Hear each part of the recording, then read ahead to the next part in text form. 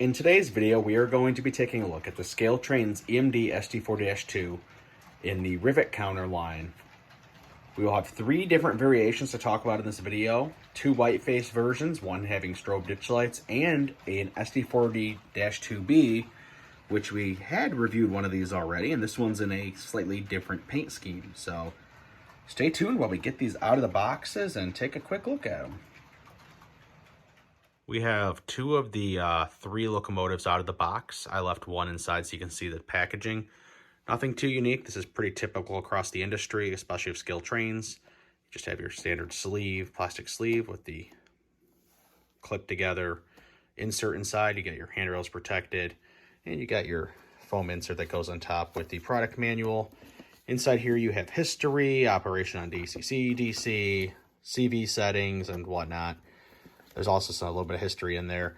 I don't like to talk too long about models in the boxes or take times removing them out of boxes. I know a lot of you have been on YouTube and you've seen videos of unboxing videos. I don't care to sit there and watch a person take a train out of a box for 5-10 minutes. So let's get this out of the box, get a closer look at these models. So the versions in this video we're going to take a look at are all 90s versions. There is a bicentennial version, however, that is too old for my era, so I elected not to get that one. We have the white face with strobe ditch lights. We first saw these on the ScaleTrains GP39E rebuild I reviewed recently. We have the B unit, the SD40-2B. This is the same road number I reviewed earlier, however, this is the more modernized version. And we also have the regular scheme white face without any ditch lights whatsoever.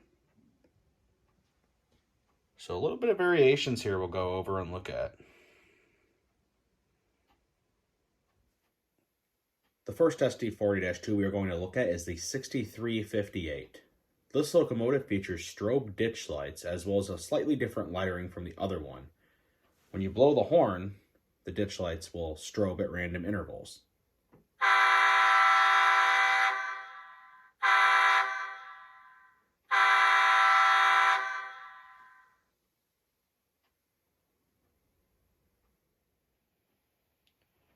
The strobes can also be activated manually with a F7 function key on your DCC throttle.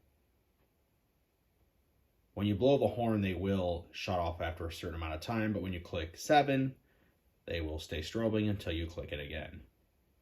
Notice the random pattern. If you ever watched some videos of Burlington Northern back in the 90s and they have these ditch lights, they just kind of flash whenever. They just, no pattern to them. So they're very unique. I know a lot of people are used to the ditch lights we have nowadays. These were one of the testing periods, if you want to call it, where railroads are still trying to figure out the most effective warning devices. So the strobe ditch lights were tested out by Burlington Northern and a few other railroads. However, they fell out of favor to the current ditch lights we are all so used to seeing nowadays. While we're at the front of the locomotive, it also gives us a good chance to talk about some specific details on this. I'm going to start off talking about this MU cable. Look at the detail on this. You have the bracket to hold it up, and even the ends have the plug detail added on that. I mean, it just looks really good. Rivet counter line never fails to disappoint, and they continue to find more and more ways to improve upon their Rivet counter lineup. And this is probably, in my opinion, the best MU cable I have seen on a production model to date. So hats off to them for doing this. We also see on these 90s version that classes have been blanked out. You can see that right there. All the lettering is legible. Here's the MU hoses. Those look nice. And you got your typical ScaleTrains coupler. Now looking at the cab of this model, it's easy to see why this was known as the white face version of this scheme. Some details I want to point out: the Leslie RS3K. ScaleTrains is probably one of the only manufacturers who produces the correct variation of this horn that was so commonly used by Burlington Northern. Your sunshades there. The windows are positionable. I know we talked about this in my last video. It's just kind of a newer feature. You know, reminiscence of Athearn when they started this, so it's kind of neat. ScaleTrains is doing it now. You got your wind deflector and mirror. All the lettering is very legible, like I said earlier. I love the windshield wipers. Number boards look great, and you got your firecracker antenna. On the rear of the unit, you also have another nice looking MU cable. You have your spare knuckles right here. I always like that detail a lot when they add that. The grills all look really good, and your fan detail's excellent on top. We'll get above here soon and show off what it looks like. All your lift rings and grab irons, they're all there. ScaleTrains does an excellent job on these intricate details. Here's a close-up of the fan detail, the dynamic brakes, and the radiator fans, as well as a little bit of the rest of the roof. ScaleTrains has also been painting their wheel faces a rusty brown color. This is a more recent within last few years on the Rivet counter models. I think it looks so good. I wish they would do this on their freight cars as well. So then now we have on here the 6351. This is similar in details and paint scheme to the 6358 with a couple variations which we'll go over. You know, we have the same MU cables we talked about earlier, hoses, whatnot. However, a few variations on this model is this first variation. It has a Nathan P3 horn. This is very untypical for the Burlington Northern SD40-2s. Most all had the RS3K horns. So this will add a little bit of variety into your Burlington Northern roster to be able to hear a different sounding horn. And we'll get a little sound of it right now. I know we're just doing over the details right now, but I still like to show this part off.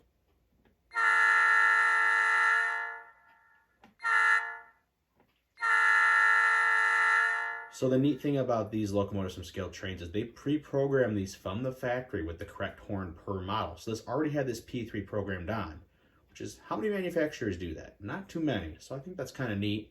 There also is other horn choices, but the prototype of the 6351 did in fact have a Nathan P3 confirmed with photos, and ScaleTrains did the research on this. Well done. We also have the American flag on here, which is a later edition of Burlington Northern. These started appearing after Desert Storm around that time frame. Same with the Burlington Northern E-units, which I've showed off in other videos. They added those probably in the early 90s. I believe 91 or 92 you started having those appear on the models. It's pretty unique, and the 6358 did not have that. This one they say is early 90s to mid 90s version, so it's a little bit more modern than the early 90s one we just looked at. So the 6351 is very similar to the 6358 I just showed off. There's not a whole lot of details changed other than the ones I had just pointed out. So we're going to move right along to the SD40-2B, which is a little more unique than these ones, being as it's a cabless SD40-2, which were pretty unusual. There wasn't very many of them in the Burlington Northern fleet. Here we have the SD40-2B, the 7502.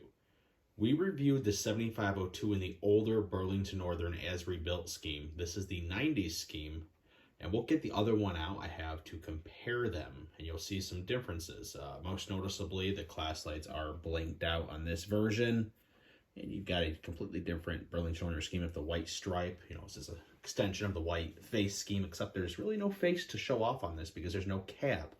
As noted in the other video, I talked about the history of this unit more in depth. You can also find that on my YouTube. But the dynamic brake fans were relocated towards the front instead of your standard spot. And that's the unique thing about the 7502. Burlington Northern did not have many SD40-2Bs. So there's only a handful of these. So it's neat that ScaleTrains has done both versions in paint schemes of these at different points in their life. These units still operate on BNSF to this day, from what I am aware of. For comparison on the right, we have the ScaleTrains' version of this as rebuilt. Like I said, this 7502 is rebuilt from a wrecked unit. And on the left, we have the one we showed previously on this newest 2025 run in the newer whiteface scheme, as they call it. There are some noticeable paint differences, but not too many details have changed other than the removal of the classification lights, which we will zoom in and show. So on the right, one of the main and only detail variants I have noticed outside of paint and warning labels, stuff such as that, is the classification lights that were on the as rebuilt, and on your modernized 90s version, they have been removed, as classification lights by this era were pretty much falling to the wayside on American railroads. We're going to take a look at the 6351 and demonstrate the lighting functions on these locomotives. We already showed off the strobe ditch lights on the other white face SD40-2, so we're just going to show off some of the stuff like the lit number boards, your lit step lights, which is a really neat addition, and ground lights. To activate these, you have to turn the locomotive on for function 8. You see those come on now.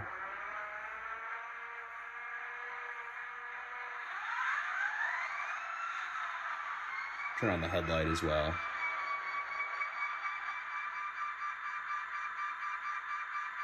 And we'll try it with the lights off to see how it looks. You'll be able to see it a little bit better. And on the rear, we also have pretty much the same thing. We also have another walkway light down here by where it steps up at. So really great features. And the color hue on these looks great. They're LEDs, but they look incandescent. There's no bluish or no yellow. Everything looks perfect with the color temperature on these. Another great thing about these Rivet counter locomotives with sound and DCC is they have keep alive circuits. So if you were to lose momentary track power or dirty track, it will help go over them. And I'll demonstrate that by lifting one side of the locomotive up. You get several seconds of uninterrupted usage, which is fantastic. This is a nice thing in the hobby. Not just ScaleTrains is doing, but Rapido and some other manufacturers are doing. It's great to see. So before we move ahead to the next part of the video where we'll cover operations of these pulling various trains around my layout, I wanted to show a couple different variations between the models that I failed to notice earlier, but I noticed now. The 6358 has a full-size mirror and wind deflector. We talked about this earlier. However, the 6351 has these smaller mirrors. Now, there are differences between decals. Like this one has the flag decal. This is more of a 90s to 95, around that era. And then this one's your early 90s. So there is the differences. If you get two different versions like I have here, you can compare and look at all these warning labels in different spots and other stuff such as that. This kind of details, being specific to not just putting the same one on all their run, is really innovative that ScaleTrains does. And it's great to see manufacturers take these seriously with looking at prototype photos, getting your correct mirrors and horns and decal placement. It doesn't go unnoticed by modelers who demand a certain threshold of quality, who like their locomotives they pay good money for to look as realistic as the prototype. And I think ScaleTrains did a good job on these. So let's move on to running these on some trains around the layout. I think we're going to start off pulling a intermodal train with the 6351, which I think is going to look pretty sharp.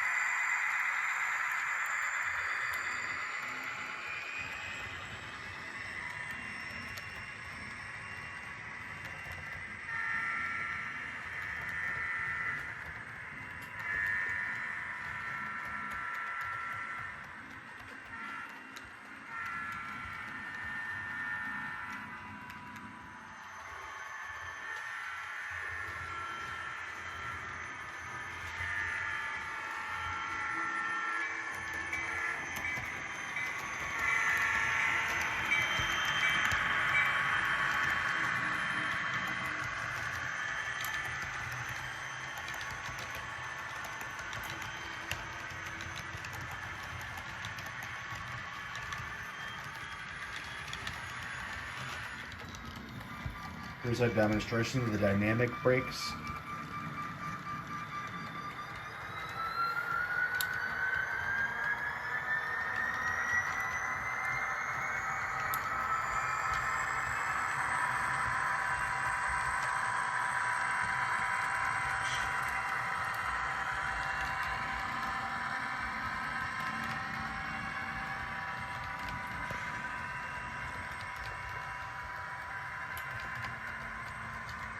One sound you might notice on these locomotives is a small clicking sound. This is the sanders rubbing against the wheel sets on tighter curves.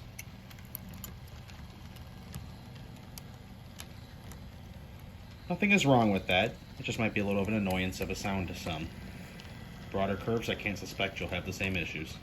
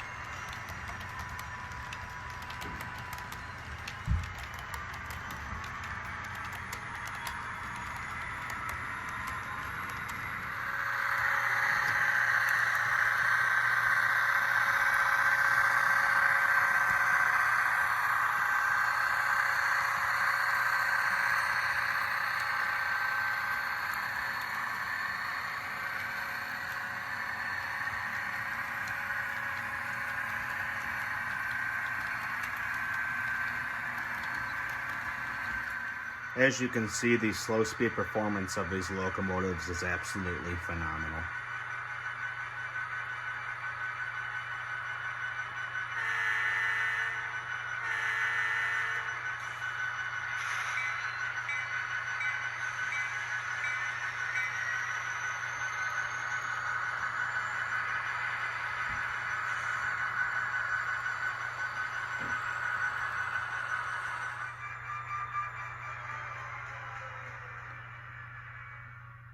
Thank you for taking the time to watch this video of the ScaleTrains 2025 release of the SD40-2 locomotives. This is not the first time I've taken a look at these locomotives. However, with these Burlington Northern schemes in 90s variants and also the bicentennial locomotive in Burlington Northern, I had to take a look at these ones and show them off for everybody. Like I said, I didn't get that bicentennial one, as neat as that scheme is, just because it's out of my era. It's way too early. There's plenty of other road names besides Burlington Northern in this run. These are great locomotives. I have no complaints with them. I've got several ScaleTrains SD40-2s and Rivet counter, and I couldn't be happier with them. Check out ScaleTrains' website or your favorite ScaleTrains dealer to find these and purchase one for yourself today.